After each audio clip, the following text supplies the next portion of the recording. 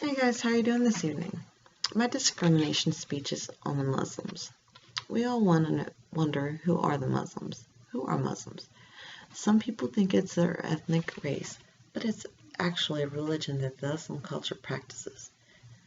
Nowadays, we are too quick to judge those that we do not understand.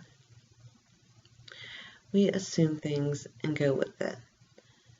We should always study the Muslim culture or any other culture at that fact. When all the terrorist attacks happened, they all assumed that everyone who practiced Muslims were a part of this process.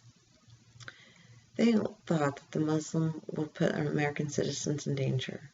It doesn't matter if it was our next door neighbor or not. If they were Muslim, they were targeted.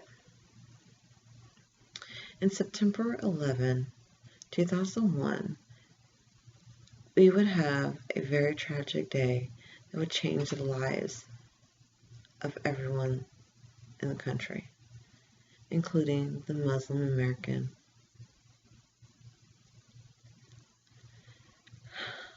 I can understand the anger that we feel and the fear of what's going to happen next, but is it fair to target and do the same thing to the American Muslim culture? They too have no say in what's going on. They might have not been a part of it, but they are getting the leftovers and the feelings that we feel because they're there and the terrorists are not. Ashley Moore wrote an article, American Muslim Minorities, the New Human Rights Struggle. She talked about how after the attacks on 9/11 happened, and how since then the American Muslims have been the center of violations of economic and politic liberties, as well as ongoing social media discrimination. Since 2010, 6 million out of 300 million Muslim people are amongst us. All 6 million have to worry about what's going to happen to them since they're Muslim people have created something that they can't take away. They've killed our loved ones, and that's hard. That's hard to get through. Not only that, the media has taken our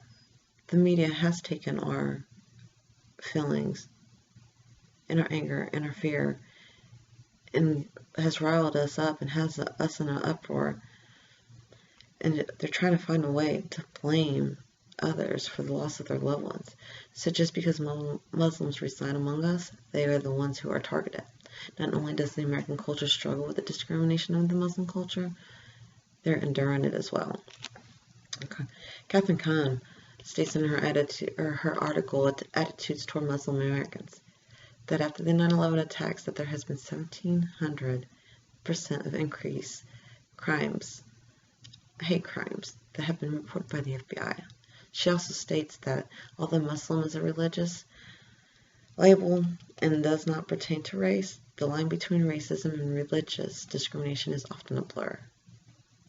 I know we have all suffered from these bad events. We can't bring anybody that we love back, but we can make a difference and set up the future for our generation, for our next generation.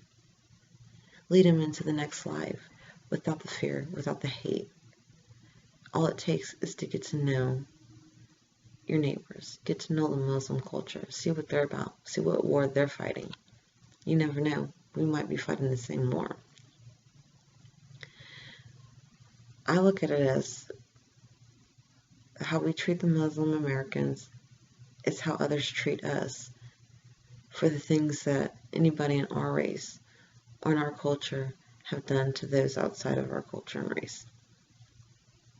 There's hate crime everywhere, and it's a never-ending cycle that will never stop unless we put a stop to it.